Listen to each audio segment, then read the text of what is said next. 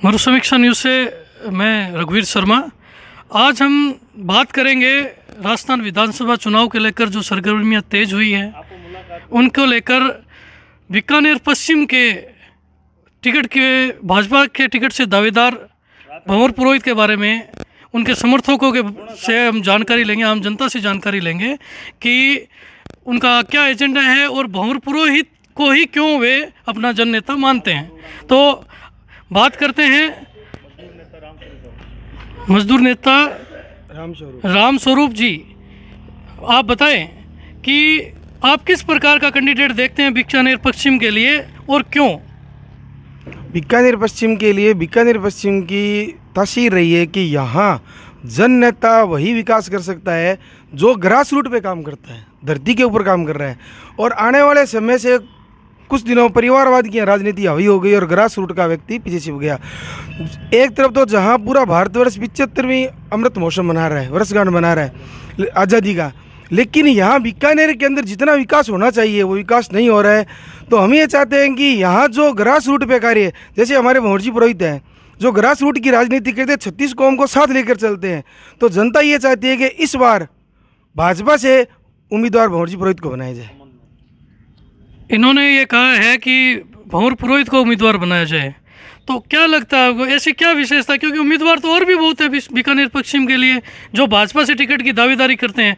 भंवर पुरोहित में ही ऐसा क्या अलग है कि उनको ही भाजपा टिकट के लिए सोचें? भंवर पुरोहित ऐसा है कि ज़मीन से जुड़ा हुआ नेता है, कर्मचारी जगत में भी इनकी अच्छी पैठ है और अभी विप्र फाउंडेशन के ये जॉन के वो बने हुए हैं। तो विप्र फाउंडेशन काफ़ी इन लोगों ने वो सामान्य वर्ग के वो जो EWS प्रमाण पत्र बनवाए हैं, कई कार्यक्रम करवाते हैं, हर सामाजिक सरोकार में इनकी अग्रणी भूमिका रहती है, ब्लड डोनेशन में भी इनकी अच्छी भूमिका रही हुई है। तो ये भंवर पुरोहित क्या है कि एक परिचय का मोहताज नहीं है।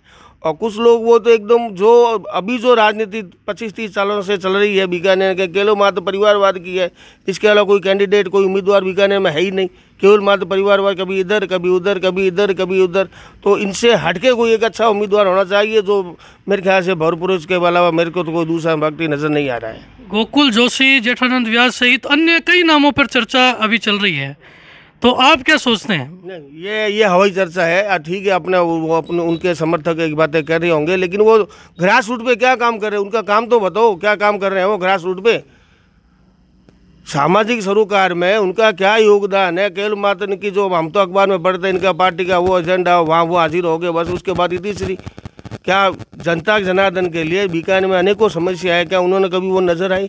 क्या ब्लड डोनेशन में उनका कभी आपने समस्या की बात की, तो भंवर पुरोहित जमीन के जुड़ पे ऐसी क्या समस्याओं को समाधान किया है? उनका तो वर्क हम देख रहे हैं ना, कर्मचारी जगत में भी देख रहे हैं, अन्य सामाजिक सरोकार में भी देख रहे हैं। जो हम विप्र फाउंडेशन के बने करीबन 18,000 लगभग इन्होंने EWS प्रमाण पत्र बनवाए हैं। वो ऐसे तो बनते नहीं, लोगों के पैर घिस जाते हैं बनाते बनाते। कभी पटवारी को ढूंढते रहो, कभी गजेट ऑफिसर को ढूंढते रहो। इन्होंने एक ही जगह एक ही स्थान पर और हफ्ते भर में बनवा के दे दिया। 18,000 भाई साहब बहुत होते हैं, बहुत होते हैं EWS प्रमाण पत्र बनवाना। जैसा कि इन्होंने बताया कि भंवर पुरोहित का नाम जैसे चर्चा में सामने आया है कि ये एक संघर्षशील नेता है, तो आप बताइए कि भंवर पुरोहित ही क्यों? बीजेपी इनके बारे में क्यों सोचे? किस प्रकार से संघर्षरत रहे हैं, इनके बारे में बताएं। इन्होंने हर क्षेत्र में अपना योगदान दिया है, चाहे कर्मचारी जगत हो, चाहे मजदूर वर्ग हो, चाहे कोई भी सामाजिक कार्य हो, उन्होंने अपना योगदान दिया है और हमेशा धरातल पे काम किया है। इन्होंने कभी किसी भी कार्यकर्ताओं को, किसी भी आमजन को निराश नहीं किया है। हर आए बंदे की इन्होंने सुनवाई की है। तो हम चाहते हैं कि बीकानेर से इस बार इनको प्रतिनिधित्व मिले। आपका नाम? कैलाश सारस्वत। आप बताइए कि बीकानेर पश्चिम में ऐसा कौन सा उम्मीदवार हो? नेताओं को और भी जानता हूं जिन्होंने सिर्फ और सिर्फ टिकट के लिए मतलब दावेदारी ठोकी है, पर कभी भी ग्रास रूट पर कभी कोई काम किया ही नहीं, जनता को कभी मिले ही नहीं। मिले तो काम करे ना, मिले बिना काम कहाँ करे? मैंने भंवर जी को पर्सनली देखा है लेबर के लिए भी भागते हुए। एक कर्मचारी नेता है और लेबर को देखते हुए इन्होंने मतलब 36 पटवारी लेबर के लिए लगवाए हैं ताकि लेबर को लाभ मिले। इनको क्या ज़रूरत थी वहाँ पे जाकर मतलब अपने मतलब संभागीय आयुक्त से मिलने की? लेकिन लेबर्स के लिए मिले ना, एक आम आदमी के लिए मिले। तो ऐसा नेता मैंने तो नहीं देखा आज तक। तो कर्मचारी नेता हैं तो क्या गारंटी होगी कि वो जनता की बात सुनेंगे? इन्होंने तो हर एक क्षेत्र में, सिर्फ कर्मचारियों के लिए नहीं, हर एक क्षेत्र में एक आम आदमी के लिए 24 घंटे अवेलेबल है। मैंने इसके अलावा जो भी नेता है जो ज्ञापन ले लें कबाड़ में फेंक दो, उनके लिए तो एक कबाड़ है, 50 पैसे इकट्ठा हो जाएंगे उनके लिए। पर इन्होंने उन सभी चीज़ों को इकट्ठा किया है, प्रॉब्लम समझी है, उन प्रॉब्लम्स को कैसे निपटारा किया जाए उसके बारे में बात की है। चाहे उच्च स्तर पर जाना पड़े, इनको गए हैं। सिर्फ मजदूर के लिए नहीं, अन्य काफ़ी कॉलेजेस है उनके बच्चों के लिए, संविदा कर्मचारियों के लिए, हर तरफ से भागे हैं ये। तो ऐसा नेता हमें क्यों नहीं मिले? सिर्फ हमें ये मतलब मिले कि भाई हाँ मतलब इस मतलब पद से चले जाओ, उस परिवार में चले जाओ, उस परिवार को छोड़ो, इस परिवार में आ जाओ। यार ये परिवारवाद क्यों? लोकतंत्र है कि जनता मतलब राजतंत्र है? हमें लोकतंत्र चाहिए। लोकतंत्र में यानी लोगों द्वारा लोगों के लिए मतलब जीता हुआ सदस्य ये जीत सकते हैं और ये जीतेंगे। बहुत अच्छी बात बताई। आपका नाम? मेरा नाम जगदीश शर्मा है, मजदूर प्रकोष्ठ। अब बात करते हैं टिकट की दावेदारी करने वाले भंवर पुरोहित जी, जो बीकानेर पश्चिम से भाजपा की टिकट के लिए दावेदारी कर रहे हैं। तो भंवर जी बताएं, आखिर भंवर पुरोहित ही क्यों? सबसे पहले मैं मरु समीक्षा का धन्यवाद ज्ञापित करूंगा कि वो जनता के बीच में जाके जनता का प्रत्याशी कौन बने इसके लिए वो सर्वे कर रहे हैं, लोगों से बातचीत कर रहे हैं। धन्यवाद सर। अब बीकानेर पश्चिम विधानसभा का आप एक लंबा इतिहास देखिए। आज़ादी के बाद जब भी लोकसभा विधानसभा के चुनाव हुए तो सर्वहारा वर्ग का ही प्रतिनिधित्व जनता के रूप में रहा, जनता के प्रतिनिधि के रूप में रहा।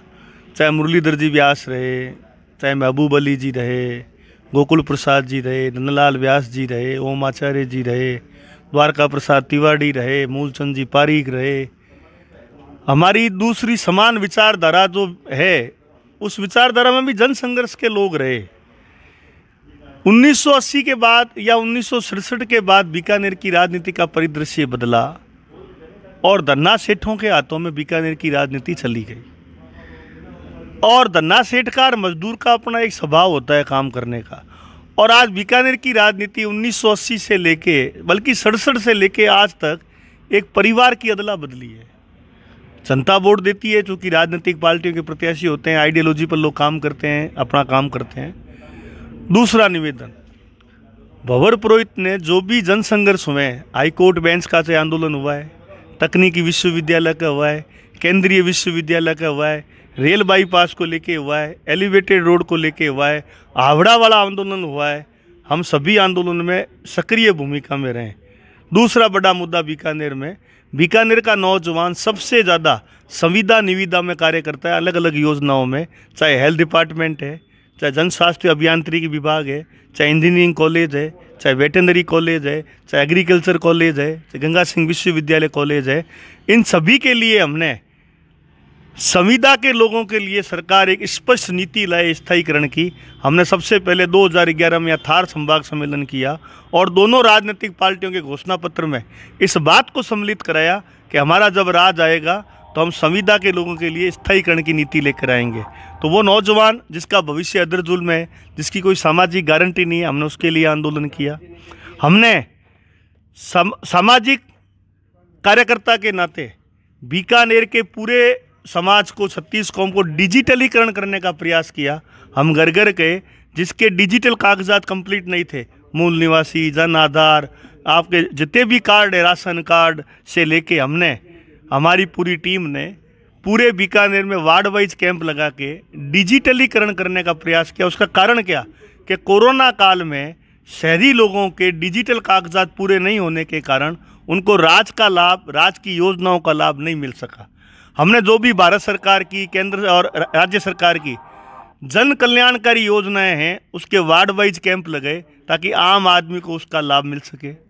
हमने जनता का कोई मुद्दा ऐसा है जो हमने नहीं छोड़ा। हमने EWS के लिए भी काम किया।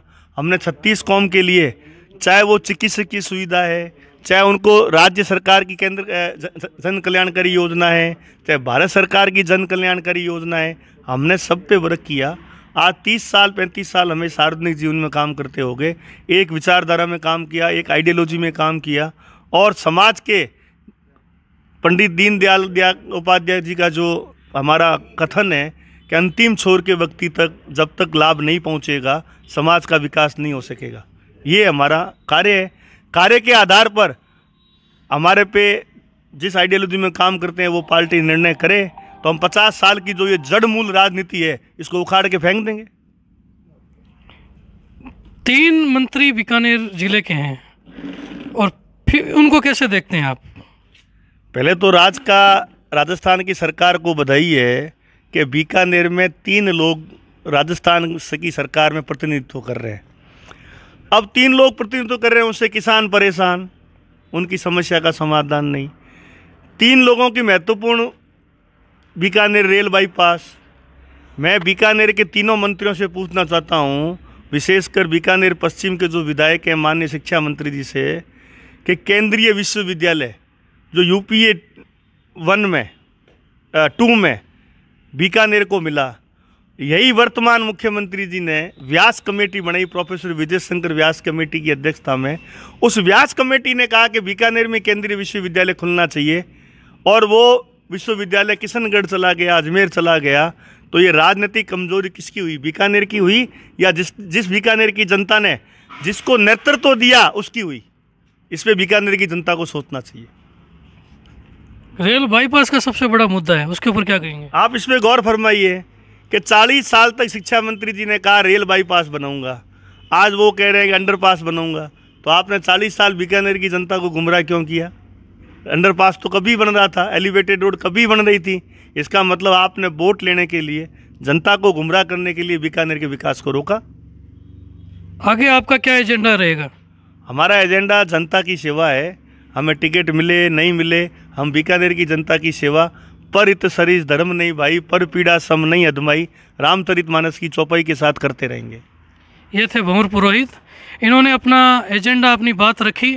अब देखते हैं कि बीकानेर की राजनीति किस प्रकार से करवट बदलेगी, बीकानेर पश्चिम से भाजपा किस ओर अपना निशान देगी, ये समय के गर्भ में है। मैं रघुवीर शर्मा वासुदेव व्यास के साथ बीकानेर से, धन्यवाद।